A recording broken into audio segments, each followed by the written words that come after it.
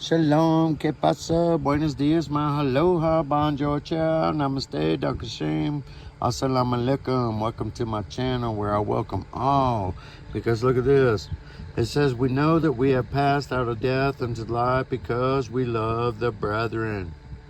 That brethren's of Matthew 25. They're not the sheep, they're the brethren. They're the ones who come together in unity. Okay? He who does not live as brother abides in death.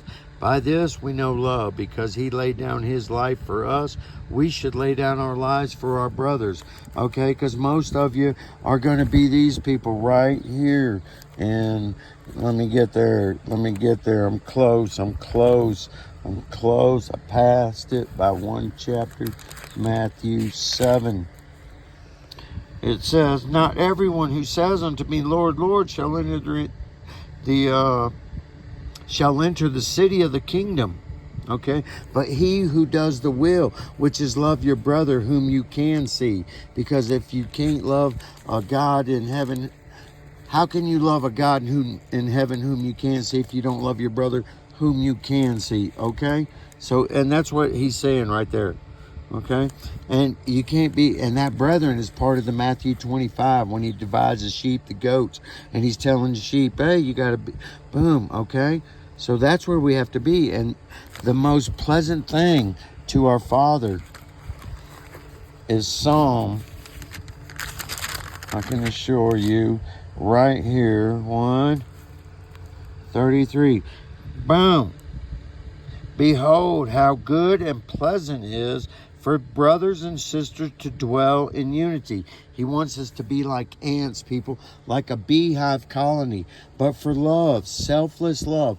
And when the right amount of people do that on this earth, they'll go and lay down their life, man. They'll do whatever, man, all right, in the name of our Master, all right?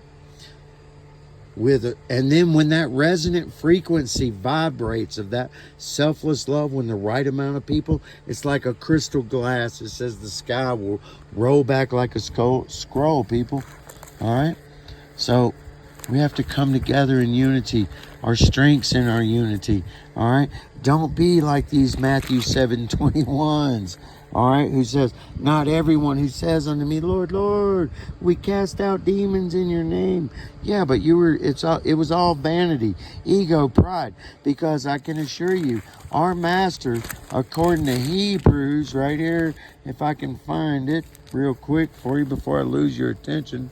Man, my Bible's so jank right now. I'm like, but it says right here in Hebrews, he's sitting at the right hand of God, waiting for his enemies to be made a footstool. From that time, waiting until his enemies are made a footstool. His enemies are ego, vanity, selfishness, lust, pride, all those things.